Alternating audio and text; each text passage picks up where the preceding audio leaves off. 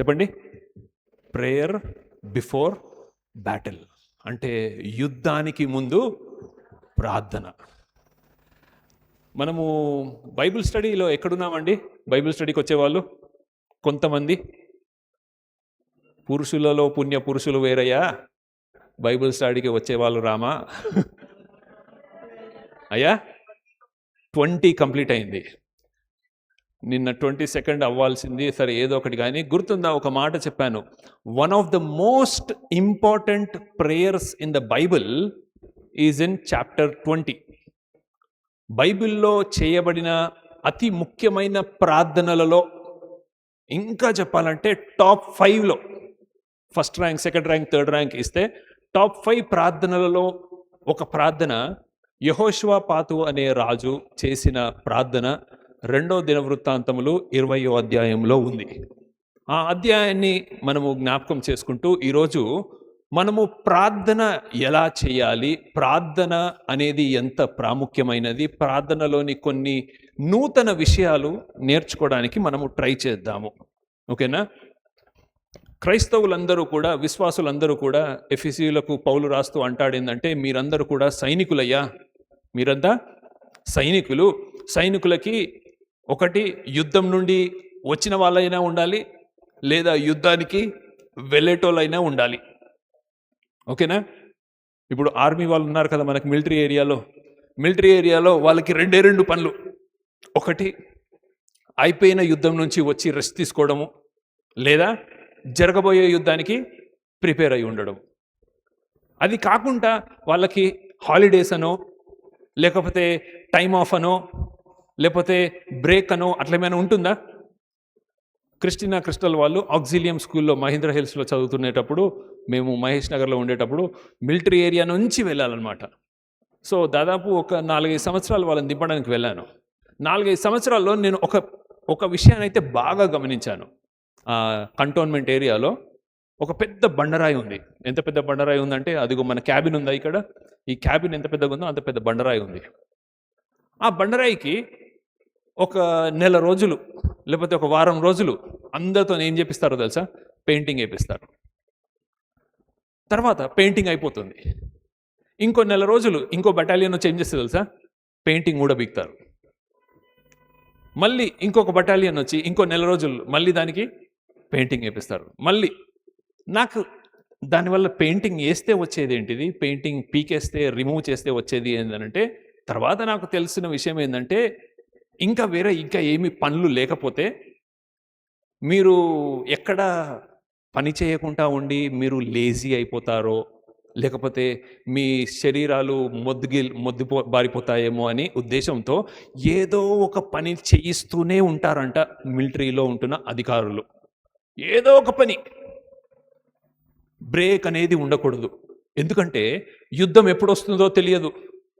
యుద్ధం సడన్లో నీ గడప దగ్గరికి వచ్చినప్పుడు, అయ్యా ఒక్క నిమిషం నేను కొంచెం వామప్ చేసుకుంటా, నేను స్ట్రెచ్చింగ్ చేసుకుంటా. ఓకేనా? క్రికెట్ ప్రతిరోజు ఆడరు, నెట్ ప్రాక్టీస్ మాత్రము ప్రతిరోజు చేస్తారు. ఎందుకు అనంటే, నేను మ్యాచ్ వచ్చినప్పుడే లేకపోతే సిరీస్ వచ్చినప్పుడే నేను పోయి స్ట్రెచ్చింగ్ చేసుకుంటా, నేను ప్రాక్టీస్ చేసుకుంటా అంటే అలాంటి వాళ్ళని కోచ్ తీసుకోడు. సో పౌలు కూడా ఎఫెసీయులకు రాసిన పత్రిక మొత్తం 6 అధ్యాయాలు ఉంటాయి, భలేగా ఉంటుంది. మరి ముఖ్యంగా 6వ అధ్యాయంలో సర్వాంగ కవచం గురించి రాస్తాడు కదా, అక్కడ మళ్ళీ మెన్షన్ చేస్తాడు. ఏమని చేస్తాడంటే, every believer is a soldier and every soldier has to be in a battle. ప్రతి విశ్వాసి ఒక సైనికుడు, ప్రతి సైనికుడు కంపల్సరీ యుద్ధము చేయాలి, ప్రతి ఒక పోరాడుతూ ఉండాలి. సో ఇక్కడ కూర్చున్న మనమందరము కూడా విశ్వాసులము అయితే తప్పకుండా మనము మన పోరాడుతూ ఉంటాము. కొన్ని పోరాటాలు బయట ఉంటాయి, కొన్ని పోరాటాలు అంతరంగంగా ఉంటాయి, కొన్ని పోరాటాలు కంటికి కనబడతాయి, కొన్ని పోరాటాలు కంటికి కనబడవు, కొన్ని పోరాటాలు కుటుంబంతో వస్తాయి, కొన్ని పోరాటాలు బంధువుతో వస్తాయి, కొన్నిసార్లు ఉద్యోగంతో వస్తాయి, కొన్నిసార్లు ఇంకా నాకు పోరాటము లేదు అనేవాడు విశ్వాసి కాదు. నాకు కష్టము లేదు, నాకు నొప్పి లేదు అనేటోడు విశ్వాసి కాదు. Pain is a sign of life. నొప్పి అనేది జీవానికి గుర్తు. నీకు నొప్పి కలుగుతుందా? మీ పక్కనున్న వాళ్ళని ఒకసారి ఇలా కొట్టండి ఎవరైనా, అందరూ కమన్. మీ పక్కనున్న వాళ్ళని ప్రేమతో కాదు, చిటుక్కుమని కొట్టండి.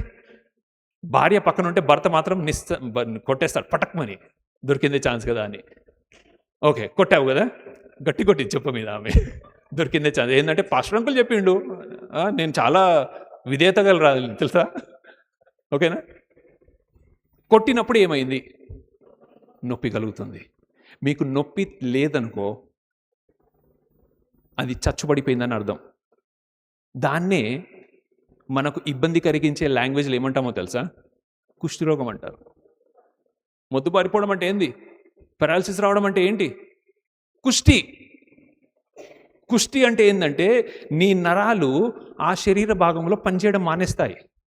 పనిచేయడం మానేసినప్పుడు నీకు చీమ కుడుతుందా, దోమ కుడుతుందా, ముళ్ళు గుచ్చుకుందా, ఎలకొచ్చేసి కొరకేసిందా? అందుకే కుష్టి వ్యాధులకు ఎప్పుడైనా గమనించారా? చేతులు కాళ్ళ దగ్గరనే ఎందుకు ఎక్కువ డ్యామేజ్ ఉంటుంది? These are called the extremities.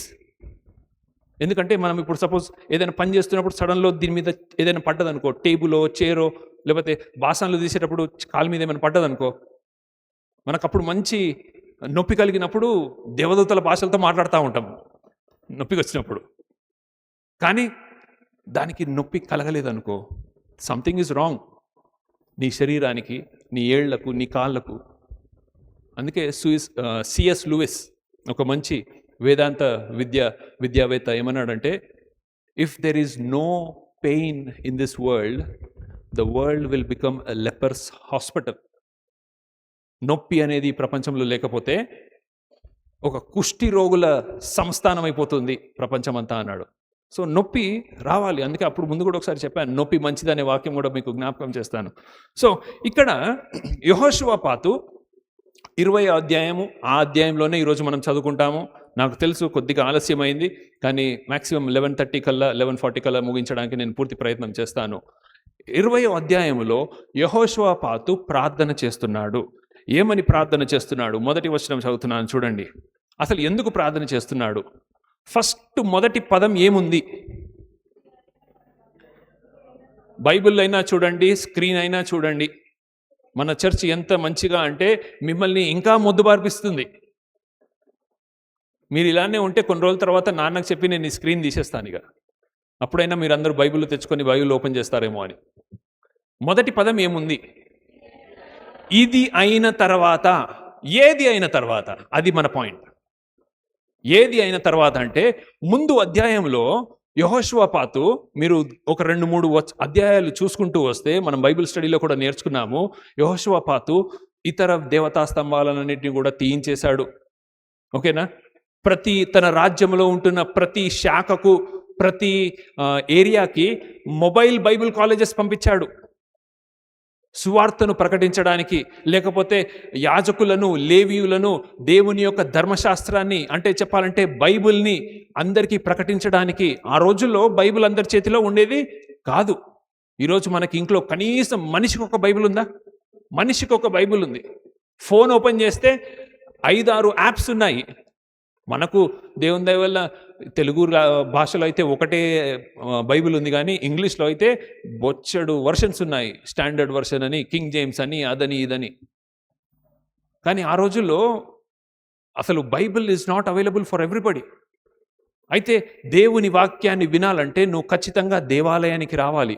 ఎక్కడున్నా, ఇశ్రాయేలు దేశంలో ఎక్కడున్నా కాలినడకతో నడుచుకుంటూ వచ్చి సంవత్సరానికి ఒక్కసారైనా నీవు దేవుణ్ణి దర్శించుకొని నీ అర్పణలను అర్పించి, నీ యొక్క దహన బలులు అర్పించి నువ్వు వాక్యాన్ని వినాలి.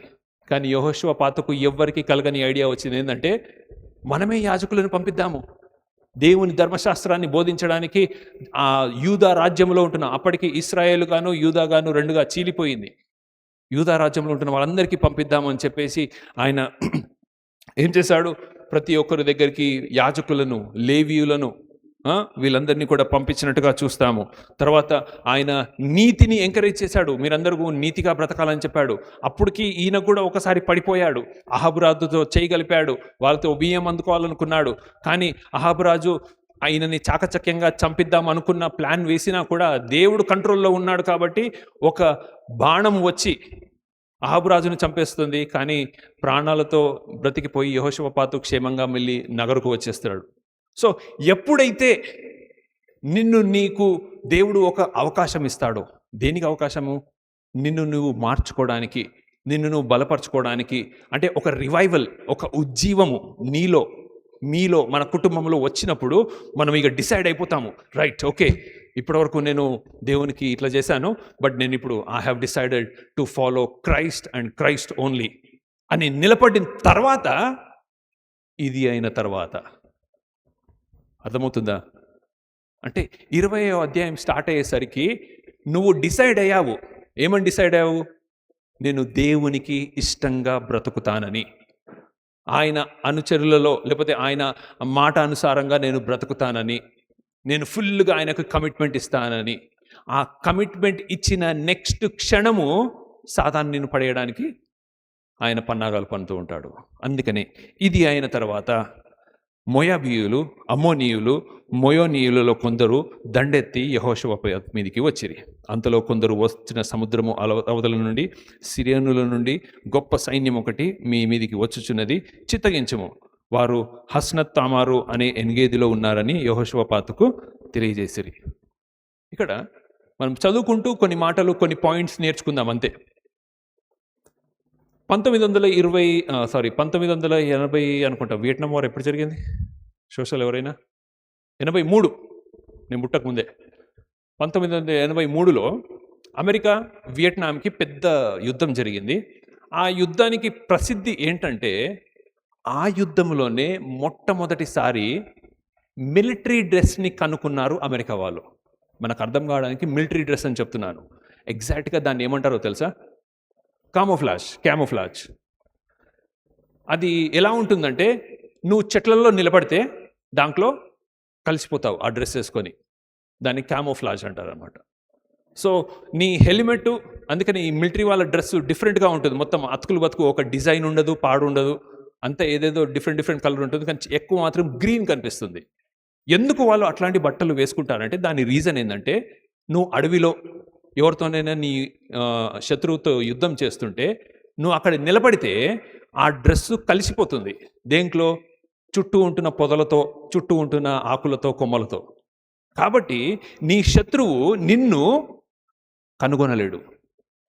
దానికన్నా ముందు డిఫరెంట్గా ఉండేది స్టోరీ. ఎలాగైతే ఇండియా వాళ్ళందరూ కూడా బ్లూ కలర్ యూనిఫామ్ వేసుకుంటారో, పాకిస్తాన్ క్రికెట్లో యూనిఫామ్ ఉంటుంది కదా, వన్డే మ్యాచ్. ఎలాగైతే సన్ రైజర్స్ ఏ కలర్ వేసుకుంటారు? ఆరెంజ్ కలర్ వేసుకుంటారో, చెన్నై వాళ్ళందరూ కూడా ఎల్లో కలర్ వేసుకుంటారో, ఇంకోళ్ళు ఇంకో కలర్ వేసుకుంటారో, అప్పట్లో కూడా యూదా రాజ్యం అంతా కూడా ఒక యూనిఫామ్ ఉండాలి, అమోనీలందరూ ఒక యూనిఫామ్ ఉండాలి, పాకిస్తాన్ అందరూ ఒక యూనిఫామ్ ఉండాలి, ఇండియా వాళ్ళందరూ ఒక యూనిఫామ్ ఉండాలి, అమెరికా వాళ్ళందరూ ఒక యూనిఫామ్ ఉండాలి. అప్పుడు ఈజీ. ఏంటి ఈజీ? ఎవడు మిత్రుడో ఎవడు శత్రువో కనుక్కోవడం ఈజీ. కానీ ఈ 83లో అమెరికా దేశం కనుక్కుంది కామోఫ్లాజ్ అనే డ్రెస్తో. ఆ డ్రెస్ కనుక్కున్న తర్వాత ప్రతి ఒక్కడు అదే వేసుకుంటున్నాడు. ఇప్పుడు ఏంటి ప్రాబ్లం చెప్పండి? మనోడెవడో పగోడెవడో తెలియదు. జాగ్రత్తగా వినండి. సైతాను కూడా 2 కొమ్ములు వేసుకొని, గుండు చేయించుకొని, ఎర్రటి కళ్ళతో, ఒక తోకని ఇట్లా పట్టుకొని ఇట్లా అనుకుంటా మీ దగ్గరికి రాడు. సైతాన్ ఎప్పుడు కూడా అట్లా రాడు. 2 కొమ్ములు వేసుకొని, ఓనిడా టీవీ గుర్తుంది కదా, ఓనిడా టీవీ లాగా రాడు. ప్రైజ్ ద లార్డ్ బ్రదర్, షలోమ్ అనుకుంటూ వస్తాడు. ఎవరు? నీ పగోడు, నీ సాతాను, నీ శత్రువు. సో జాగ్రత్త సుమా, జాగ్రత్తగా ఉండాలి. కానీ ఇక్కడ యెహోషాపాతుకు క్లియర్గా తెలుసు, ఇంకా కామోఫ్లాజ్ డ్రెస్ ఎవడు కనుక్కోలేదప్పటికీ. కాబట్టి ఇదిగో 3 దేశాలు కలిసి వస్తున్నారు. ఓకేనా? ఇప్పుడు ఫర్ ఎగ్జాంపుల్, మా అమ్మ ఏమనుకోదు కాబట్టి మా అమ్మ మీదికి నేను శత్రువులాగా వస్తున్నా, క్రిస్టినా శత్రువులాగా వస్తుంది, క్రిస్టల్ కూడా శత్రువులాగా వస్తుంది. ఇప్పుడు మేము ముగ్గురము మాకు శత్రువు ఎవరని చెప్పినా ఓకే, మాకు కూడా పడదు. ఎవరికి? నాకు క్రిస్టినాకి పడదు, నాకు క్రిస్టల్కి పడదు. కానీ ఇప్పుడు మా ఒక టార్గెట్ ఏంటిది? అమ్మ. కాబట్టి మేము ముగ్గురం కలిసిపోతున్నాం. The enemy of my enemy is my friend. అర్థమైందా? The enemy of my enemy. నాకు ఎనిమీ, తనకి ఎనిమీ. మేము ఇద్దరం ఇట్లా అటాక్ చేసే బదులు ఇద్దరము ఇట్లా అటాక్ చేయవచ్చు. అప్పుడు వీళ్ళిద్దరు ఏమవుతారు? ఫ్రెండ్స్ అయిపోయారు. ఇదిగో అమోనీయులు, మోయాబీయులు, మొయోనీయులు, ఇంకా సముద్రపు అవతల నుండి సిరియనుల తరట నుండి ఇంకొక గొప్ప సైన్యము, దాదాపు 3 రాజ్యాల వారు లేకపోతే 4 రాజ్యాల వాళ్ళు యెహోషాపాతుని సెంటర్ చేసి అటాక్ చేయడానికి వస్తున్నారు. అటాక్ చేసినప్పుడు 3వ వచనం చూడండి. అందుకు యెహోషాపాతు భయపడి. అక్కడ ఆగుదాం ఒకసారి. ప్రార్థనలో మొదటి పాయింట్ భయపడము సహజం. చెప్పండి, భయం అనేది సహజం. Prayer starts with fear. భయపడుకుడి అనుంది. 366 సార్లు భయపడుకుడి ఉంది. ఓకేనా? అయితే భయపడము పాపము కాదు, అది ఒక న్యాచురల్ హ్యూమన్ రెస్పాన్స్. మనిషికి సహజ సిద్ధంగా కలిగే ఒక ప్రతిస్పందన. భయపడ్డారా? ఓకే, లేదు బైబిల్లో భయపడకూడదు అని ఉంది అని మీరేమైనా గట్టిగా ఉన్నారా? భయపడడం అనేది ఒక న్యాచురల్ రెస్పాన్స్. కానీ దాని తర్వాత జరిగేది నువ్వు విశ్వాసివా అవిశ్వాసివా అని తెలియచేస్తుంది. భయపడి చాలాసార్లు మనం ఏం చేస్తామో తెలుసా? మనము డిప్రెషన్లోకి వెళ్ళిపోతాము, తప్పుడు నిర్ణయాలు తీసుకుంటాము. కానీ భయము నిన్ను మళ్ళీ సిఎస్ లూయిస్ని కోట్ చేస్తున్నా. సిఎస్ లూయిస్ ఇంకో దగ్గర ఏమన్నాడో తెలుసా? భయపడినప్పుడు అంట నువ్వు మోకాళ్ళ మీదైనా వెళ్ళాలంట, పాతాల మీదైనా ఉండాలంట. మోకాళ్ళ మీద అంటే అయ్యా నాకు సహాయం చేయని ప్రార్థన చేయడము, పాదాల మీద అంటే నా వల్ల కాదు అని పారిపోవడం.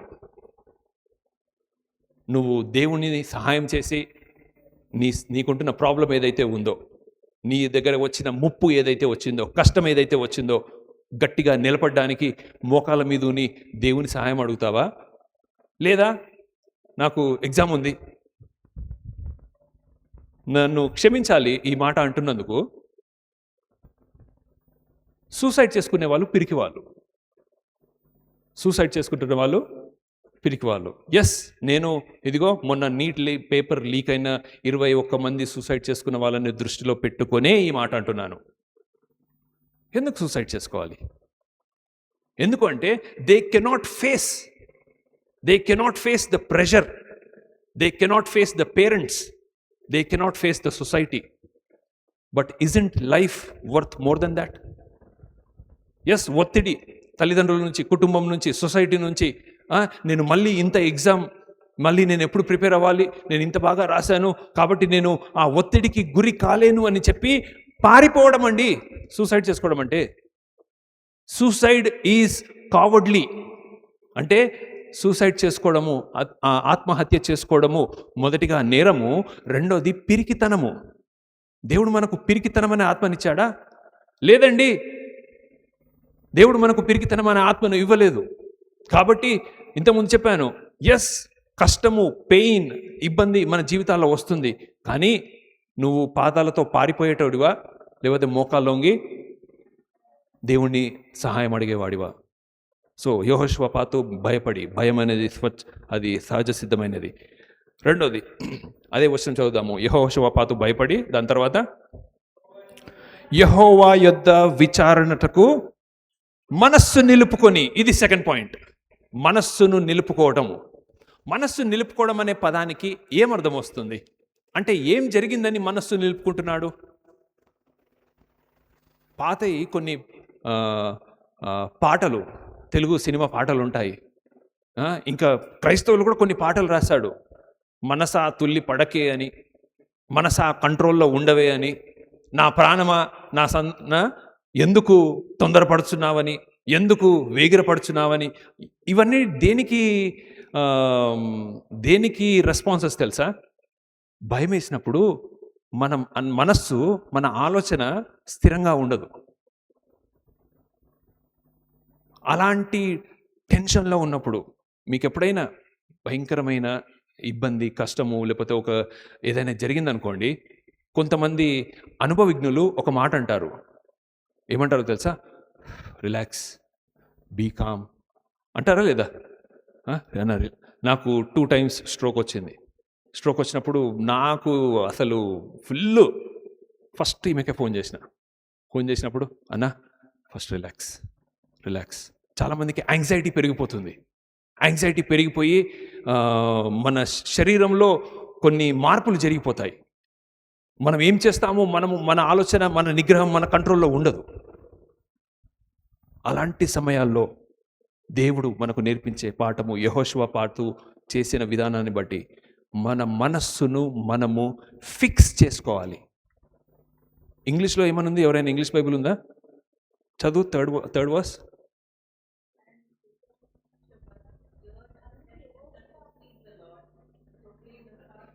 మళ్ళీ ఫస్ట్ లైన్ మళ్ళీ. అండ్ యెహోషువపాత్ ఫియర్డ్ అంటే భయపడి, and set himself to see the Lord. అంతేనా? Set himself. ఇంకొన్ని వర్షన్స్లో ఏముందంటే ఫిక్స్డ్ హిస్ ఐస్. అంటే నీ ఫోకస్ భయపడినప్పుడు ఎటాలలో ఒక ఆ రోగం ఉంటుంది చూసారా, తాళాల చేతిలో పెడతారు, ఏమంటారు? ఫిట్స్ వచ్చినప్పుడు అందరూ కాళ్ళు చేతులు ఎందుకు పట్టుకుంటారు తెలుసా? కొట్టుకొని అన్కంట్రోలబుల్ అయిపోతాయి నీ చేతులు.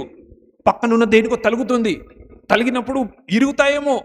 అందుకనే కాళ్ళను చేతులని ఒక దగ్గర పట్టుకుంటారు. బలవంతం చేస్తున్నారని కాదు, నీ బాడీ అవుట్ ఆఫ్ కంట్రోల్ అయిపోయింది. అవుట్ ఆఫ్ కంట్రోల్ అయ్యి పక్కన ఏమైనా తలిగించుకుంటావేమో, వేరే వాళ్ళని తలిగిస్తావేమో, దానివల్ల నీ బాడీకి డ్యామేజ్ అవుతుందేమో, నీ కాళ్ళు చేతులు ఏమైనా ఇరిగిపోతాయేమో. ఎందుకంటే అన్కంట్రోలబుల్గా నీ బాడీ కదులుతుంది. ఫిక్స్ చేసుకోవాలి, స్టెబిలైజ్ చేసుకోవాలి. ఆయన దేవుని యొద్ద విచారించుటకు మనస్సును నిల్చుకున్నాడు. So prayer begins. Second point ఏంటిది? మనస్సును నిలుపుకోవడం. అంటే prayer fixes our eyes on the Lord. దేవుని యందు మన మనస్సును, మన చూపును, మన దృష్టిని స్టెబిలైజ్ చేసుకోవాలి. కెమిస్ట్రీ చదివిన వాళ్ళు కూడా స్టెబిలైజింగ్ ద రియాక్షన్ అంటారు. ఎందుకు అనంటే ఒక మార్పు, కొత్త ప్రోడక్ట్ అనేది, కొత్త ఏదైనా పుట్టాలి అంటే నీ రియాక్షన్ స్టేబుల్గా ఉండాలి. ఒక ఓడ సముద్రం మీద వెళ్ళాలి అంటే ఓడ ఇట్లా డాన్స్ చేయొద్దు, స్టేబుల్గా ఉండాలి. లైఫ్ స్టేబుల్గా ఉండాలి. అన్నీ స్టేబుల్గా ఉంటేనే నువ్వు క్లియర్ డెసిషన్స్ తీసుకోగలుగుతున్నావు అని అర్థం. కానీ చాలాసార్లు మనం మన ఫోకస్ని లూజ్ చేసుకుంటాము. ఫోకస్ లూజ్ చేసుకొని కాంప్రమైజ్ అయిపోతాం. మనం విశ్వాసంలో కూడా కాంప్రమైజ్ అయిపోతాం. ఎలాంటి కాంప్రమైజ్ అయిపోతామంటే దేవుణ్ణి, బైబిల్ని ప్రశ్నిస్తాం. ఎలా ప్రశ్నిస్తామంటే, మీరు వినుంటారు, నాకు కూడా 2-3 ఫోన్ చేశారు. చాలామంది పాస్టర్లకి ఇదే ప్రశ్న వస్తుంది, యవనస్తుల నుండి వస్తుంది. ఏమని వస్తుందో తెలుసా? సినిమా చూడొద్దని బైబిల్లో ఉందా? మందు తాగొద్దని బైబిల్లో ఉందా? ఓకేనా? ముగ్గులు వేయొద్దని బైబిల్లో ఉందా? పసుపు వేయొద్దని బైబిల్లో ఉందా? నేనంటాను, పళ్ళు తోముకోవాలని బైబిల్లో ఉందా? స్నానం చేయాలని బైబిల్లో ఉందా? మళ్ళీ ఇంకోసారి పళ్ళు తోమినంటే బాగుండదు. మనకి ఎలా తెలుస్తుంది పళ్ళు తోముకోవాలని, మనల్ని మనం పరిశుభ్రంగా ఉంచుకోవాలని, మనం రోజు బట్టలు మార్చుకోవాలని? మనకు దేవుడిచ్చిన బుర్ర నేర్పిస్తుంది ఏంటంటే శుభ్రతను పాటించాలని. ఈ బుర్ర ఎవరిచ్చారు? మళ్ళీ దేవుడు. ఆ బుర్రనే చెప్తుంది. మనకు పెద్దవాళ్ళు కూడా చెప్తున్నారు, మనకు స్టడీస్ కూడా నేర్పిస్తుంది ఏంటంటే సిగరెట్లు తాగితే, మందు తాగితే మీ లివర్లు చెడిపోతాయి, మీ గాజులు అమ్ముకోవాల్సి వస్తుంది అని ముఖేష్ అనే ఒకడు వస్తాడు. మీరు జరదా, గుట్కాలు, పాన్లు తినకండి, లేకపోతే నాతోని ఇగో నా భార్య 2 గాజులు అమ్మేసుకున్నాను ఎందుకంటే మొత్తం అంత క్యాన్సర్ వచ్చేసింది అని చెప్పేసి. Common sense. సో ఇక్కడ ఏమంటున్నానంటే, ఇవన్నీ ఎప్పుడు వచ్చే ఆలోచనలు తెలుసా? మన ఐసైట్ దేవుని మీద ఫిక్స్డ్గా లేనప్పుడు, మనము దేవుని యందు మనస్సును నిలుపుకోకుండా ఉన్నప్పుడు, శోధనలో ఉన్నప్పుడు, అట్లాంటి ప్రార్థనలు చేస్తున్నప్పుడు మనకు ఇలాంటి క్వశ్చన్స్ వస్తుంటాయి. కానీ ఒకటి గుర్తుపెట్టుకోండి, ఎప్పుడైతే ఇలాంటి శోధనలు గుండా ప్రార్థన చేస్తున్నప్పుడు ప్రార్థన చేయడమే ఒక పెద్ద పోరాటం. యేసుక్రీస్తు ప్రభు, సాక్షాత్తు యేసుక్రీస్తు ప్రభు గెత్సేమని తోటలో శోధనలతో ప్రార్థన చేశాడు. దేవునికేమో, యేసుక్రీస్తు ప్రభుకేమో ఆ సిలువైకి మరణం పొందడం ఇష్టం లేదు, కానీ తండ్రి చిత్తమేమో నువ్వు సిలువ మరణం పొందాలి అని. సో అయ్యా తండ్రి, వీలైతే ఈ పాత్రను తొలగిస్తావా? పోరాటం ఉందండి, ప్రార్థనలో పోరాటం ఉంటుంది. కాబట్టి ఎప్పుడైతే మనము దేవుని యందు మనస్సు నిలుపుకుంటామో ఆ పోరాటంలో దేవుడు మార్గము మనకి తెరుచుకుంటుంది. ఎలాగైతే ట్రాఫిక్ క్లియర్ అయినప్పుడు మనకు దారి కనబడుతుందో అలా తెరుచుకుంటుంది. అది ఇరుకైన మార్గం ఉండొచ్చు, కానీ మార్గం అయితే మాత్రము తెరుచుకుంటుంది. 4వ వచనం చదువుదాము. 3వ వచనం అయిపోయింది కదా, 4వ వచనంలో 3వ వచనం అయిపోలేదా? 3వ వచనం ఒకసారి పెట్టినానా? అందుకు యెహోషువపాతు భయపడి నేర్చేసుకున్నాము, ఆయన యెహోవా యొద్ద విచారించుటకు మనస్సును నిలుపుకొని యూదా వారందరినీ కూడా ఉపవాస దినము ఆచరించాలని పిలుపునిచ్చాడు. ఇది మన నెక్స్ట్ పాయింట్. ఏంటా నెక్స్ట్ పాయింట్ అంటే, ప్రార్థన అందరినీ కలుపుతుంది, అందరినీ ఐకమత్యంలో చేస్తుంది, సమైక్యతను, సఖ్యతను ఇస్తుంది. Prayer brings unity. గుర్తుపెట్టుకోండి, ఒక పోరాటం గురించి, ఒక శోధన గురించి మీరు ప్రార్థన చేస్తున్నప్పుడు మీరు ఒక్కరే ప్రార్థన చేస్తున్నట్లయితే ఆ ప్రార్థనకు దేవుడు గ్యారంటీగా జవాబిస్తాడని నేను చెప్పలేను. అంటే నా ఉద్దేశం ఇక్కడ ఏంటంటే, ప్రార్థన సహవాసముతో మీరు పంచుకొని అయ్యా నా కోసం మీరు ప్రార్థన చేయండి అని అడగడము బైబిల్ నేర్పిస్తున్న సత్యం. ప్రేయర్ సపోర్ట్ అడగాలి.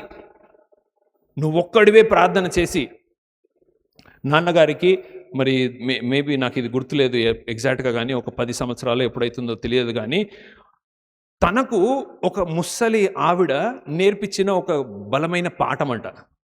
ఏంటి ఆ పాఠం అంటే, ఇప్పుడు అది ఈ బిల్డింగో ఏ బిల్డింగో తెలియదు, ఒక ప్రాజెక్ట్ కోసం నాన్నగారు ఫండ్ రైజింగ్ చేస్తున్నారు. ఫండ్ రైజింగ్ చేస్తుంటే అక్కడ ఎవరైతే ఉన్నారో చాలా మంచి సౌండ్ పార్టీ వాళ్ళు ఉన్నారు. ఎంత సౌండ్ పార్టీ అంటే, నీకు ఎంత కావాలయ్యా? 10 లక్షలు కావాలా? 10 లక్షలు ఒక్కడే ఇచ్చే సత్తా ఉన్నోడు ఉన్నాడు అక్కడ. కానీ ఈ స్త్రీ వచ్చి అన్నదంట, 10 లక్షలు ఒక్కడే ఇచ్చేసాడు అనుకో, ఒక్కొని వల్లనే దేవునికి మహిమ, ఒక్కరి మహిమనే దేవునికి వెళ్తుంది. అదే $5 $10 ఒక 100 మంది, ఒక 1000 మంది, ఒక 1,00,000 మంది.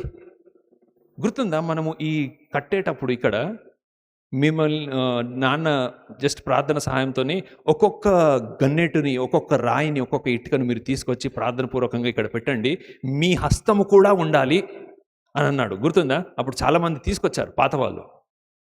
ఏంటంటే, ఇమాజిన్ ఒక్కడు దేవుణ్ణి మహిమపరచుట, రండి రండి అని ఒక్కడు పాడడం ఎట్లుంటుంది? 1000 మంది, 1,00,000 మంది మైకులు లేకుండా గొప్ప స్వరముతో దేవుణ్ణి మహిమపరిస్తే ఎలా ఉంటుంది చెప్పండి? ఆలోచించండి ఒక్కసారి. కొన్ని చర్చెస్లో వాళ్ళు గంభీరంగా చెప్పుకుంటారు, మా క్వాయర్లో 100 మంది ఉన్నారండి.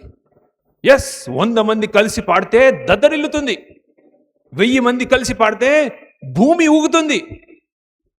ఇమాజిన్, పరలోకంలో ఎన్ని దూతలు ఉన్నారు, ఎంతమంది విశ్వాసులు చనిపోయిన తర్వాత పరలోకానికి వెళ్ళడానికి సిద్ధంగా ఉన్నారు. వాళ్ళందరూ రేపు ఆ ధవల వర్ణ సింహాసనము మీద ప్రభు అయిన క్రీస్తు కూర్చుంటున్నప్పుడు వాళ్ళందరూ కూడా వాళ్ళ స్వరాలు ఎత్తి, నేను ఒకటే అడుగుతున్నా దేవుణ్ణి, దేవా ఒక కీబోర్డ్ అయితే అరేంజ్ దేవా అక్కడ, ఎందుకంటే రేపు మాత్రం నాకు పాఠం వస్తుందో లేదు, కానీ కీబోర్డ్తోనైతే నేను, ఎందుకంటే చప్పట్లు కొట్టేటోళ్ళు చప్పట్లతో మహిమపరుస్తారు, కీబోర్డ్ కొట్టేటోళ్ళు కీబోర్డ్తో మహిమపరుస్తారు. కరెంట్ ఉంటుందో తెలియదు, కీబోర్డ్ ఉంటుందో తెలియదు, కానీ అందరూ కలిసి దేవుని మహిమపరిస్తే వా, ఆ కిక్కు, ఆ ఆలోచన వేరు. యెహోషువపాతు ఇక్కడ యూదా వారందరినీ కూడా పిలిచాడు. ఎందుకు పిలిచాడంటే, నేను ఒక్కడిని ప్రార్థన చేయను, నేను ఒక్కడినే ఈ పోరాటం చేయను, మీరందరూ కూడా రావాలి. అందుకే నేను మొన్నటి రోజు చెప్పాను, జూన్ 28 గుర్తుపెట్టుకుంటా అంటే గుర్తుపెట్టుకోండి, జూన్ 28. ఏంటి జూన్ 28 అని అంటే, మన భారతదేశంలో national prayer day. National prayer day. ఆ రోజు అందరూ, అన్ని విశ్వాసులు, డినామినేషన్ అని లేదు, ఇది లేదు, అది లేదు, ఆ చర్చ్ ఈ చర్చ్ అని లేదు, అందరూ కూడా మీరు ఒక సమయాన్ని తీసుకొని ఒక చోటును ఎంచుకొని మన దేశము కోసము ప్రార్థన చేయాలి. ఈ అలవాటు అమెరికా దేశం ఎప్పటి నుంచో చేస్తుంది. దేశము కోసము ప్రార్థన చేయాలి. అది చాలా చాలా మన బాధ్యత. సో ఆ ఐకమత్యము కలిసి వచ్చిందా లేదా? మొన్నటి రోజు జంతర్ మంతర్లో ఇది అయింది కదా, ఏమైంది? ప్రొటెస్ట్ ర్యాలీ అయింది కదా. ఎన్ని రోజులు జరిగిందో తెలుసా? కేవలము సోనం వాంగ్చుక్ అనే ఒక ఆయననే 20 రోజులు చేశాడు. దానికి ముందు ఇంకొక 20 రోజులు అటు ఇటు, నాకు తెలిసి రఫ్గా మొత్తం స్టార్టింగ్ నుండి ఎండింగ్ వరకు, ఆయన రెసిగ్నేషన్ ఇచ్చేంత వరకు, అందరూ క్లియర్ అయ్యేంత వరకు ఒక 40-45 రోజులు అయిందా? 32 డేస్. ఓకేనా? ఓకే, ఒక నెల వేసుకుందాము. మన దేశంలో వేరే ర్యాలీస్ జరిగాయా? జరిగాయి, చాలా జరిగాయి. వేరే ప్రొటెస్ట్లు జరిగాయి. కానీ 32 డేస్ జరిగినట్టుగా నేను చూడలే. అప్పుడు అన్నా హజారే చేశాడు, గుర్తుందో ఎంతమందికి? 11 రోజులేమో చేశాడు. తర్వాత ఢిల్లీలో, పంజాబ్ నుంచి చాలామంది రైతులు వచ్చి చేశారు, ట్రాక్టర్లు పట్టుకొని వచ్చారు. ఒక వారమో 10 రోజులు 2 వారాలు చేశారు. వీటన్నిటికీ భిన్నంగా మొన్న జరిగిన ర్యాలీ ఏంటో తెలుసా? అందరూ దేశం నలుమూలల నుండి తిండి పంపించారు. చూసారు మీరు? అది తిండి పంపించారు. ఎందుకంటే ఒక ఆయన ఒక దీక్ష చేస్తున్నాడు, ఒక ప్రొటెస్ట్ చేస్తున్నాడంటే మనిషికి ఏం కావాలండి? ఆహారం కావాలి, నీళ్లు కావాలి. ఆయన వెళ్ళి తెచ్చుకుంటే ఈయన దీక్ష భంగం అయిపోయినట్టే. సో ఎవరో ఒకరు అందిస్తే అక్కడ అందించకుండా పోలీసు వాళ్ళు కూడా మొత్తం బ్యారికేడ్లు వేశారట. అప్పుడు ఎవరో ఒక్కడు స్టార్ట్ చేశాడు. ఏమని స్టార్ట్ చేశాడంటే, స్విగ్గీలో బుక్ చేసేసి అక్కడ మరి స్టూడెంట్స్ చాలామంది ర్యాలీ చేస్తున్నారు, ఎవరు ఆకలితో ఉంటే వాళ్ళకి ఇచ్చేసేయండి అని చెప్పి. అది ఒక ఆయన ఇన్స్టాగ్రామ్లో రీల్ పెట్టాడు. నేను కూడా బుక్ చేసి పంపించిన. దేశములో నలుమూలల నుండి, ప్రతి రాష్ట్రం నుండి అందరికీ లిటరల్గా యేసుక్రీస్తు ఎట్లాగైతే కొండ మీద ప్రసంగం చేసినప్పుడు ప్రతి ఒక్కళ్ళు తిన్న తర్వాత 12 బుట్టలు మిగిలిపోయాయో అంత ఫుడ్ మిగిలిపోయింది మొన్న ఢిల్లీలో. లాస్ట్కి పోలీసు వాళ్ళు ఏం చేశారో తెలుసా? ఈ జెప్టో, స్విగ్గీ వాళ్ళని కూడా ఆపేశారు, మీరు రావద్దు అని చెప్పేసి సర్వీసెస్ తీసేశారు. అందుకనే అది అంతగా జరిగింది. సో ఇక్కడ ఏమైంది? దేశం అంతా కూడా కలిసి వచ్చింది. దాన్నే మనం ఒక పదంలో ఏమంటాము? యూనిటీ, ఐక్యత. ఇదిగో యెహోషువపాతు అదే అంటున్నాడు, నేను ఒక్కడిని ప్రార్థన చేయనయ్యా, 3 రాజ్యాల వాళ్ళు సిద్ధంగా ఉన్నారు. టైం అవుతుందా? ఎస్. సో 3 రాజ్యాల వాళ్ళు సిద్ధంగా ఉన్నారు. వాళ్ళందరూ కూడా మన మీదకి దండెత్తడానికి రెడీగా ఉన్నారు. సో యూదా వారలారా, మీరందరూ కూడా రండి. ఎక్కడికి రమ్మంటున్నాడో తెలుసా? దేవాలయానికి రమ్మంటున్నాడు.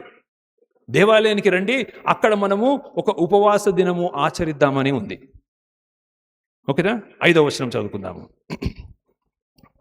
ఎవరైనా 5వ వచనము. యెహోషువపాతు మందిరంలో క్రొత్త శాల ఎదుట సమాజముగా కూడి యూదా యెరూషలేముల జనుల మధ్య నిలబడి ఇలా ప్రార్థన చేస్తున్నాడు. ఇప్పుడు ప్రార్థన మొదలైంది. 6వ వచనం నుండి అసలైన ప్రార్థన మొదలైంది. మా పితరుల దేవా యెహోవా, నీవు ఆకాశమందు దేవుడవై ఉన్నావు, అన్య జనులకు రాజ్యములను ఏలువాడవు నీవే. నీ బాహుబలము కలవాడవు, పరాక్రమము కలవాడవు, నిన్నెదిరించుటకు ఎవరికి నీ బలము చాలదు. నీ జనులైన ఇశ్రాయేలు ఎదుట నుండి ఈ దేశపు కాపురస్తులను తోలివేసి నీ స్నేహితుడైన అబ్రహాము సంతతికి దీనిని శాశ్వతంగా ఇచ్చిన మా దేవుడవు నీవే. ఒక్క నిమిషం ఇక్కడ ఆగుదాము.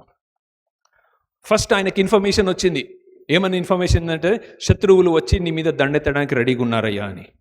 అప్పుడు ఆయన ఒక్కసారి జ్ఞాపకం చేసుకుంటున్నాడు. ఏం జ్ఞాపకం చేసుకుంటున్నాడు తెలుసా? నా జీవితంలో, ఇశ్రాయేలు చరిత్రలో మా పితరులకు, వాళ్ళ పితరులకు, వాళ్ళ ఖాందానికి, నీవు మా యొక్క జనాంగానికి చేసిన మేలులు ఏంటి? నాన్న ఒక మాట చెప్పాడు, మీకు గుర్తుందా? మీరు పర్సులో ఒక చిన్న పేపర్ పెట్టుకోండి. ఆ పేపర్లో మీ ప్రార్థన 5, 4 ఏదో ఉన్నాయి కదా, 5 మీకు బాగా అవసరమైన ప్రార్థన విజ్ఞాపనలు రాసుకోండి. దానికోసం ప్రార్థన చేయండి. తొందరగా జవాబు వస్తుందా, లేటుగా జవాబు వస్తుందా, వారాలు పడుతుందా, నెలలు పడుతుందా, సంవత్సరాలు పడుతుందా నాకు తెలియదు, కానీ ప్రార్థన చేసి మర్చిపోకండి అని. నేను దానికి విడ్డూరంగా ఇంకొక మాట అంటాను. మీకు ప్రార్థన దొరికిన జవాబులను రాసుకొని పెట్టుకోండి. అర్థమవుతుందా? మనకు దొరకని వాటికి, అంటే మనం దేనికోసం అయితే ప్రార్థన చేస్తున్నామో, ఫర్ ఎగ్జాంపుల్ మీరు ఉద్యోగం కోసం ప్రార్థన చేస్తున్నారనుకోండి, ఇంటి కోసం ప్రార్థన చేస్తున్నారనుకోండి, నాకు ఒక ఇల్లు కావాలని రాసుకొని మీరు దాన్ని పర్సులో పెట్టుకొని మీరు చూసినప్పుడల్లా దానికోసం ప్రార్థన చేస్తున్నారు. బాగుంది, నేను కాదనట్లేను. నేనంటాను, ఇంకొక చిన్న పేపర్ పెట్టుకోండి. దేవుడు ఆన్సర్ ఇచ్చినవి రాసుకున్నారా? చాలాసార్లు మనం అది మర్చిపోతుంటాం. చాలాసార్లు మనం ఏం చేస్తాము, దేవుడు మనకు జవాబిచ్చిన వాటిని గురించి మన యొక్క మెమరీలోంచి తీసేస్తాం కాదు, వెళ్ళిపోతుంది. మన ఫోన్లో కూడా మనం అవసరం లేని ఫోటోలను డిలీట్ చేస్తాం కదా. డిలీట్ చేస్తే ఎక్కడ కూర్చుంటాయండి? పోయి ఎక్కడ కూర్చుంటాయి తెలుసా? రీసైకిల్ బిన్ అని, ట్రాష్ బిన్ అని ఒక సపరేట్ ఫోల్డర్ ఉంటుంది మన స్మార్ట్ ఫోన్లలో. అక్కడ వెళ్ళి కూర్చుంటాయి. దానికి కూడా ఒక లిమిట్ ఉంటుంది తెలుసా? వాడు అంటాడు 30 days మీకు టైం ఉంది, ఒకవేళ మీకు మళ్ళీ దీంతో పని పడితే మీరు దాన్ని మళ్ళీ తీసుకోవచ్చు. 30 days దాటిందా, నువ్వు తలకిందులుగా తపస్సు చేసినా నీకు మళ్ళీ అది రాదు, పర్మనెంట్గా డిలీట్ అయిపోతుంది. ఆఫ్టర్ ఆల్ ఫోను ఒక ఫోటోకి 30 రోజులు టైం ఇస్తుంది. మీరు ఇంటి కోసం ప్రార్థన చేస్తున్నారు అనుకో, ఈరోజు ఇల్లు వచ్చిందనుకో రాజుగారు, రేపటి నుంచి మీది అది వెళ్ళిపోతుంది. అది మానవ నైజం, అది సహజం. అదొక దరిద్రమైన అలవాటు. నేనంటాను, never ever forget what God has done to you. చెప్పండి, never forget what God has done to you. దేవుడు చేసిన మేలను ఎప్పుడు కూడా మనము మరవకూడదు. ఇక్కడ జ్ఞాపకం చేస్తున్నాడు, అయ్యా దేవా, మేము నీ వైపు చూస్తున్నాము, నీవు ఆకాశమందున్న దేవుడవు, మమ్ముల్ని ఏలువాడవు నీవే, అన్యజనుల రాజ్యములను ఏలువాడవు కూడా నువ్వు, మాకు మాత్రమే దేవుడవు కాదు. ఆ 3 రాజ్యాలు, 3 శత్రువుల రాజ్యాలు దండుగా వచ్చి ఎవరైతే ఉన్నారో వాళ్ళని ఏలువాడవు కూడా నీవే. ఓకేనా? తర్వాత నువ్వు నీ స్నేహితుడని చెప్పుకున్న అబ్రహాముకు నువ్వు వాగ్దానం ఇచ్చావు కదా. ఏమని ఇచ్చావంటే, ఈ దేశం మాకు ఇస్తానన్నావు కదా. సో ఇవన్నిటిని బట్టి ఆయన థ్యాంక్ యూ చెప్తున్నాడు. ఎందుకు అనంటే, మమ్మల్ని పిల్లల్లాగా చూసుకున్నావయ్యా, చిన్న పిల్లల్లాగా చూసుకున్నావయ్యా. ఇప్పుడు ఇమాజిన్ ఒక్కసారి వినండి ప్లీజ్, ఒక్కసారి నాతో వినండి. మన క్యాంపస్ చుట్టూ ఇప్పుడు మొత్తము మన శత్రువులు ఒక 500 మంది వచ్చి నిలబడ్డారయ్యా. మన శత్రువులు, మీరు ఇక్కడ కూర్చొని వాక్యం వింటారా? గుర్తుందా? ఒక 2-3 నెలల క్రితం అనుకుంటాను, నాకు సరిగా గుర్తులేదు, కానీ ఒక 10-20 మంది ఇక్కడ వచ్చారు. గుర్తుందా లలిత్? 10-20 మంది వచ్చినప్పుడు నేను, మీకు తెలియదు కానీ నేను చాలా అబ్జర్వ్ చేస్తాను, ఎవ్వరి దృష్టి ఇక్కడ వాక్యం మీద లేదు.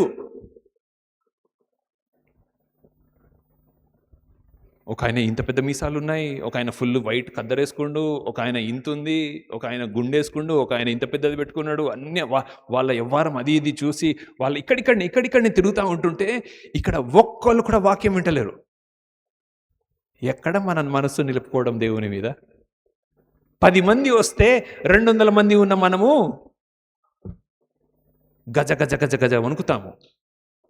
1000 మంది యూదా రాజ్యంలో యెహోషువపాతు ఉంటే 3000 మంది దండు సైన్యం చుట్టూ ఉందయ్యా. అప్పుడు ఆయన చేసే ప్రార్థన, పాయింట్ బ్లాంక్లో గన్ను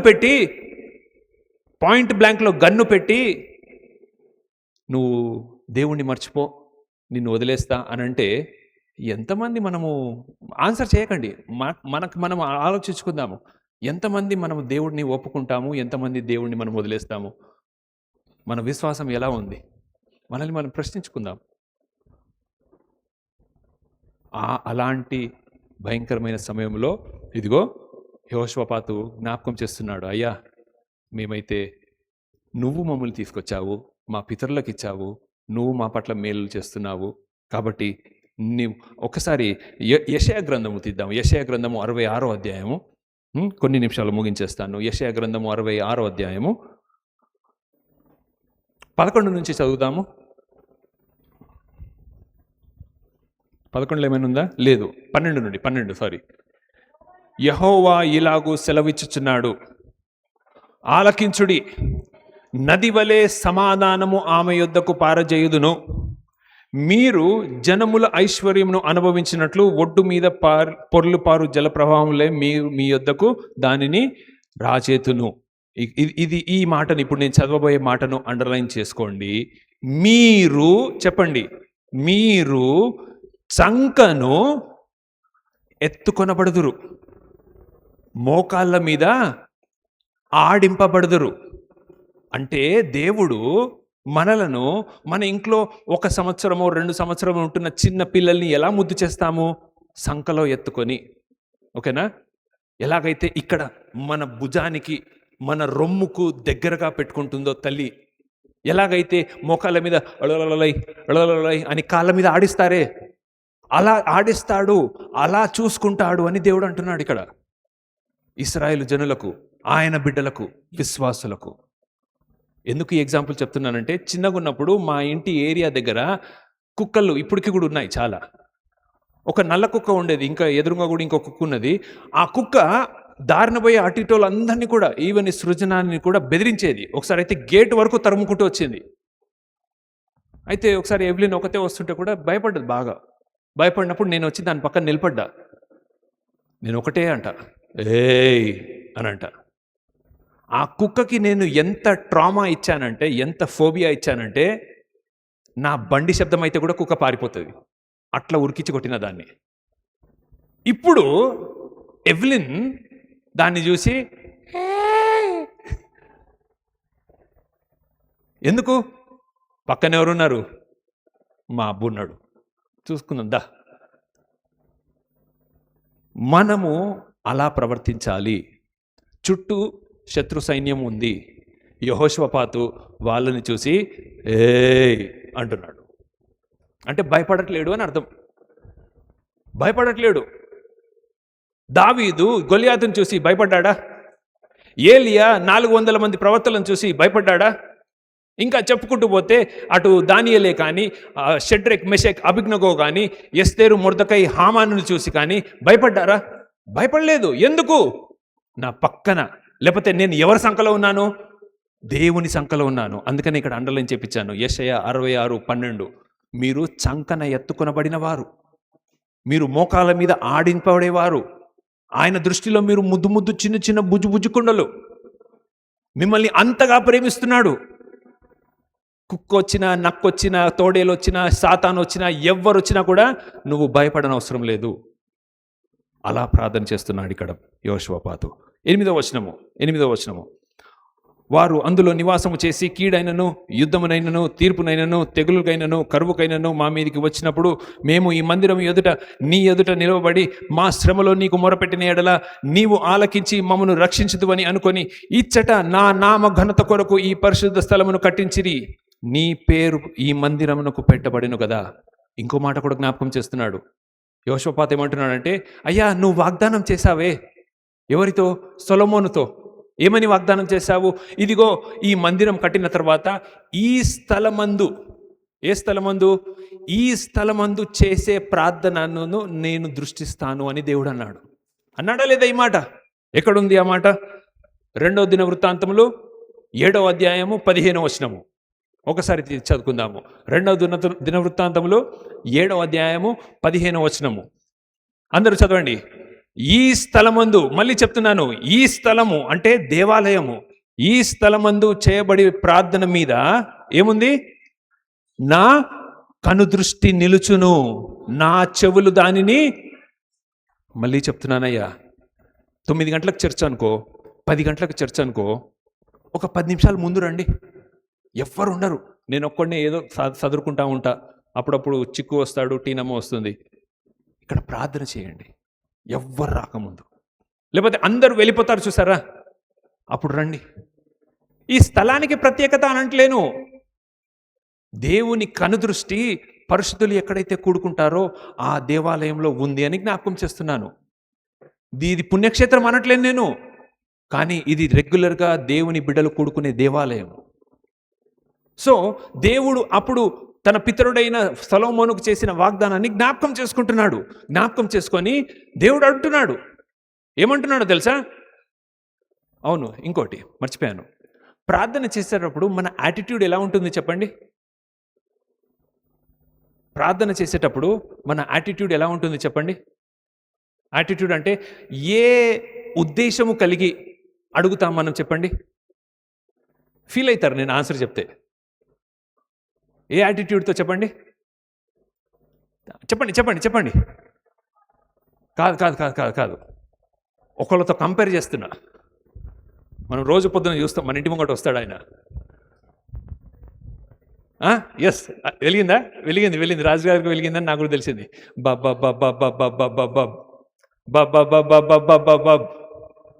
దేవ దేవ దేవ దేవ దేవ దేవ.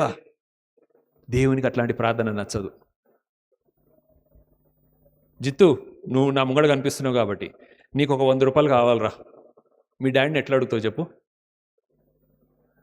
డాడీ కాలు మొక్తా daddy please daddy, daddy please daddy, కాళ్ళు ఒత్తుతా డాడీ కావాలంటే. ఏమో అట్లాంటి వాళ్ళు ఎవరైనా ఉన్నారేమో తెలియదు కానీ, లిఖిత, లహరి, మీ డాడీని డబ్బులు కావాలి. మా క్రిస్టినా మమ్మీని ఎట్లా అడుగుతా తెలుసా? ఎందుకు చేసి పెట్టావు నువ్వు? ఎందుకు చేసి పెట్టావు నువ్వు నన్ను? నేను నీ బిడ్డని అంటదా లేదా? అంటే ఆ ఉద్దేశం ఉంటుందా లేదా? దేవునికి అట్లాంటిదే కావాలి. దేవునికి అట్లా రుబాబు చేసే ప్రార్థన కావాలి. రుబాబు కావాలి. రుబాబు చేసిన ప్రార్థనలు బైబిల్లో ఉన్నాయి తెలుసా? ఉన్నాయి. మోషే అంటాడు, ఏం దేవా, వాళ్ళని ఇక్కడ తీసుకొచ్చి నువ్వు నాశనం చేసేస్తే ఆ ఐగుప్తులు, ఆ అన్యులు ఏమనుకుంటారు?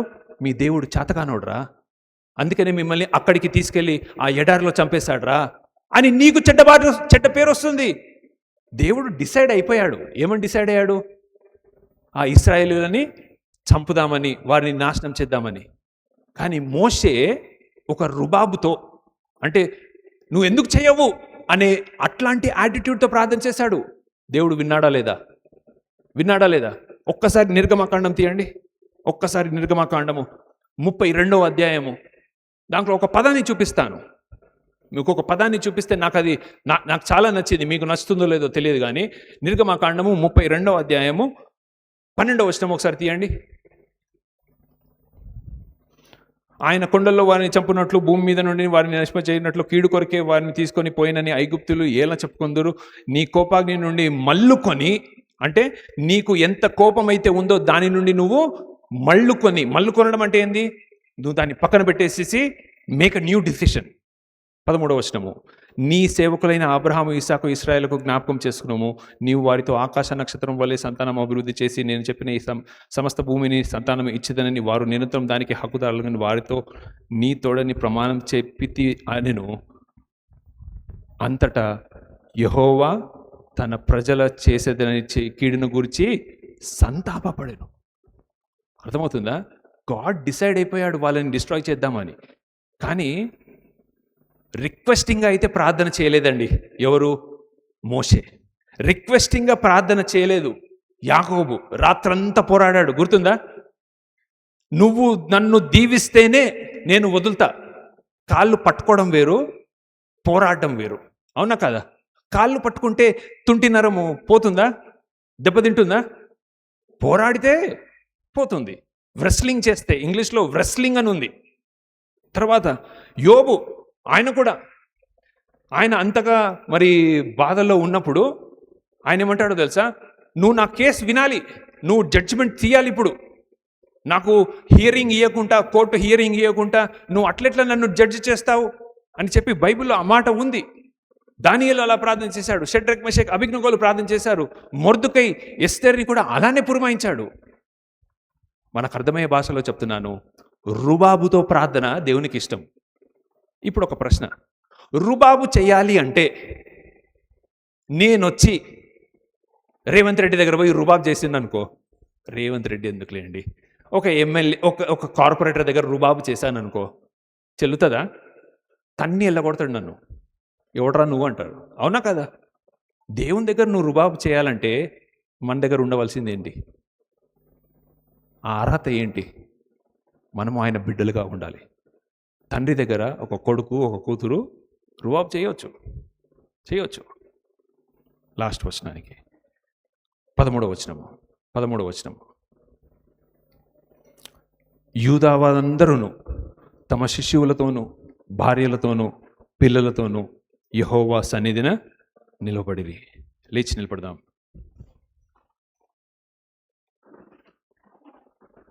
కుటుంబ సమేతంగా ప్రార్థన అనేది చాలా చాలా ప్రాముఖ్యమైనది. కుటుంబ సమేతంగా ప్రార్థన అనేది చాలా చాలా ప్రాముఖ్యమైనది. ఇదిగో యెహోషువపాతు ప్రార్థన చేస్తున్నాడని చెప్పాను కదా. ఆయన ప్రార్థన చేసేటప్పుడు ఆయన మొగోళ్ళు మాత్రమే రండి. జనరల్గా మీకు చెప్పాను, మీకు ముందు కూడా తెలుసు అనుకుంటాను, నేను మళ్ళీ జ్ఞాపకం చేస్తాను. యూదులు వారి ఆలోచన విధానము మొగోళ్ళనే కౌంట్ చేస్తారండి. ఆడోళ్ళని పిల్లల్ని ఎక్కువగా కౌంట్ చేయరు. గుర్తుందా కొండ మీద ప్రసంగంలో 5 రొట్టెలు 2 చేపలు ఎంతమంది తిన్నారు? 5,000 మంది పురుషులు. స్త్రీలు లేరా? ఒక్కొక్కనికి ఒక్కొక్క భార్య వేసుకున్న 10,000 మంది. ఒక్కొక్కళ్ళకి ఒక్కొక్క బిల్లోడిని వేసుకున్న 15,000 మంది. అందరూ ఒక్కళ్ళతోనే ఆపేస్తున్నారా? ఒక్క పిల్లోడితోనే ఆపేస్తారా? కాదు. 20,000 మంది రఫ్గా వేసుకోవచ్చు, 20,000 మందిని. కానీ బైబిల్లో మాత్రం యూదుల వాళ్ళ ఆచారం ప్రకారము మొగోళ్ళనే లెక్కేస్తారు. యూదులు ప్రార్థన చేసేటప్పుడు కూడా, దేవా నన్ను మొగోడిగాను సారీ నన్ను స్త్రీగాను కుక్కగాను తక్కువ జాతి అయిన సమరయునిగాను పుట్టింపనందుకు నీకు వందనాలు అని ప్రార్థన చేస్తారట. అంటే స్త్రీ అంటే అంత చిన్న చూపు. అలాంటి చిన్న చూపు ఉంటున్న స్త్రీలను పిల్లలను యూదా వారిలో అందరినీ కూడా 13వ వచనంలో మీరు రండి, మీరందరూ కూడా రావాలి అన్నాడు. ఎందుకన్నాడో తెలుసా? అయ్యా, మీ పిల్లలకు మీరు ప్రార్థన చేయరా అని మీరు ఎంత ఒత్తిడి చేసినా వాళ్ళు ప్రార్థన చేయరు. ఎప్పుడు చేస్తారో తెలుసా? నువ్వు వారి ముంగట నిలబడి ప్రార్థన చేస్తావు చూడు, అది అలవాటుగా మారుతుంది చూడు, అది వాళ్ళు దాన్ని పికప్ చేసుకుంటారు. ప్రార్థన అనేది, బైబిల్ అనేది పిల్లలకు చెప్తే వచ్చేది కాదు, అంటుకునేది. అంటుకోవాలంటే మనము చేయాలి. అందుకనే ఇక్కడ యూదా వారందరూ తమ శిష్యులతోనూ భార్యలతోనూ పిల్లలతోనూ యెహోవా సన్నిధిలో నిలబడిరి. So prayer includes next generation. చెప్పండి, ప్రేయర్ ఇంక్లూడ్స్ నెక్స్ట్ జనరేషన్. మన నెక్స్ట్ జనరేషన్కి ప్రార్థన నేర్పించాలంటే మోకాలొంగు, ఇట్లా ప్రార్థన చేయి, అట్లా ప్రార్థన చేయని టీచర్ లాగా చెప్తే వాడు ఎప్పుడు ప్రార్థన చేయడు, ఎప్పుడు ప్రార్థన నేర్చుకోడు. ఎలా నేర్చుకుంటారు? మనము మోకాళ్ళొంగి, మనము వాక్యం చదివి, మనం ప్రార్థన చేస్తున్నప్పుడైతే వాళ్ళు చూసిన దాన్ని నేర్చుకుంటారు. నువ్వు ఏం చేస్తే పిల్లలంట రెప్లికేటర్స్ అంటే మనం చేసిందే వాళ్ళు చేస్తారు. నువ్వు మంచి చేయి, వాళ్ళు మంచి నేర్చుకుంటారు. నువ్వు చెడు చేయి, వాళ్ళు చెడు నేర్చుకుంటారు. అప్పుడు 14వ వచనం నుండి 17వ వచనం వరకు దేవుడు సమాధానం ఇచ్చినట్టుగా చూస్తాము. ఎలాంటి సమాధానం అంటే, ఒక్క బాణము కూడా విసరన అవసరం లేదండి. ఒక్కడు కూడా ఒరలో నుండి కత్తి తీసి హుష్ హుష్ హుష్ అని చేయలే. వీళ్ళు 1000 మంది అయితే ఎనిమిస్ ఎంతమంది ఉన్నారని చెప్పినాను? 3,000 మంది, అంటే 3 రెట్లు ఎక్కువ ఉన్నారు. ఒక్క బాణము విసరకుండా, ఒక్క కత్తి తీయకుండా దేవుడు గొప్పగా ఈ యొక్క యుద్ధాన్ని గెలిపించినట్టుగా యెహోషువపాతు ప్రార్థనకు జవాబిచ్చినట్టుగా మనం చూస్తాము. అయితే ఒకటే ఒక విషయం, అది నేను బైబిల్లో మీకు చూపిస్తాను. 17వ వచనం, ఒక్కసారి 17వ వచనం పెట్టినా, ఇది ఒక్కటి చూపించేసి ప్రార్థన చేసుకుందాము. చదువుదామా? ఈ యుద్ధములో మీరు పోట్లాడవలసిన నిమిత్తము లేదు. యూదావారులారా, యెరూషలేము వారులారా, మీరు చదవండి, మీరు యుద్ధ పంక్తులలో తీర్చి నిలవబడుడి. దేవుడు ఏమంటున్నాడంటే, అంటే ఇదంతా కూడా ఒక ప్రవక్త ద్వారా మాట్లాడిపిస్తాడు. దేవుడు ఏమంటున్నాడంటే మీరు ఫైటింగ్ చేయని అవసరం లేదు. అట్లా అని ఇంట్లో పోయి దుప్పటి కప్పుకొని పడుకోవద్దు. మీరు మీ డ్రెస్ వేసుకోండి. ఏ డ్రెస్సు? ఒక సైనికుడి డ్రెస్ వేసుకోండి. మీరు ఎగ్జామ్లో పాస్ అవుతారా లేదా పక్కన పెట్టండి, కానీ మీరు మాత్రం ఏం చేయాలి? నేను ఇంట్లో పండుకుంటా, కానీ నాకు మాత్రం ఫస్ట్ ర్యాంక్ రావాలి దేవా. ఎంత తెలివి తక్కువదనమో. నేను ఇంట్లో కూర్చుంటా, కానీ దేవా నా కోసం మీరు ప్రార్థన చేయండి అని పాస్టర్ చేతిలో కవర్ పెట్టేసేసి, ఇది మళ్ళీ మీరు ఫీల్ అయినా పర్వాలేదు, కానీ బాగా ఎక్కువగా ఈ ఆంధ్ర సైడ్ వాళ్ళకి బాగా అలవాటైపోయింది. అటు సైడ్ పాస్టర్లు నేర్పించారో లేకపోతే అది ఎలా ఇమిడిపోయిందో నాకు తెలియదు, కానీ మేము ఇంట్లో పడుకుంటాము, మా కోసం మీరు వాడు అమెరికా కంపెనీ వాడు ఇండియా వాళ్ళని ఆన్లైన్లో చేస్తాడంట. అవుట్సోర్సింగ్. ప్రేయర్ కూడా అవుట్సోర్సింగ్ అయిపోయింది. ఇప్పుడు ప్రేయర్ కూడా ఏమైపోయింది? అవుట్సోర్సింగ్ అయిపోయింది. అంటే నాకు ఒక పని ఉంది, నేను జనార్దన్ గారిని ఆ పనికి పెట్టాను, కానీ జనార్దన్ గారు ఏం చేస్తున్నారు తెలుసా? ఇంకొకరిని పెట్టుకుంటున్నారు ఆ పని చేయడానికి. అంటే కాంట్రాక్టర్కి ఇంకో సబ్ కాంట్రాక్టర్, పనికి ఇంకొక పనోడు. సో పని నాకు జరుగుతుంది, నాకు ప్రాఫిటే, జీతం వాడికి వస్తుంది, మూడోవానికి ప్రాఫిటే, మధ్యలో ఉన్నోడే ఆయనకు లాస్. యెహోషువపాతుకి దేవుడు చెప్పింది ఏంటంటే, మీరు గమ్మునెళ్ళి కూర్చోదయ్యా, నేను నా కార్యాన్ని చేస్తాను, నేను మీకు యుద్ధాన్ని జరిగిస్తాను, గెలిపిస్తాను, కానీ మీరు సిద్ధంగా ఉండాలి. మీ సిద్ధపాటును నాకు చూపించాలి. ఎలా చూపించాలి? మీరు మీ యూనిఫామ్ వేసుకోవాలి, మీ సైనిక దళాన్ని ప్రిపేర్ చేసుకోవాలి. మీరు వెళ్ళి సైనికులు ఎలాగైతే నిలబడతారో యుద్ధ పంక్తులలో ముగ్గురు లాగానో ఐదుగురు లాగానో మీరు అక్కడ నిలబడాలి. అక్కడ నిలబడితే నాకేమర్థమవుతుందో తెలుసా? మీరు సిద్ధంగా ఉన్నారని అర్థం. చెప్పండి నాతో పాటు, యుద్ధానికి సిద్ధం. చెప్పండి. మంచి టైటిల్ కదా. ప్రార్థన చేసుకుందాం.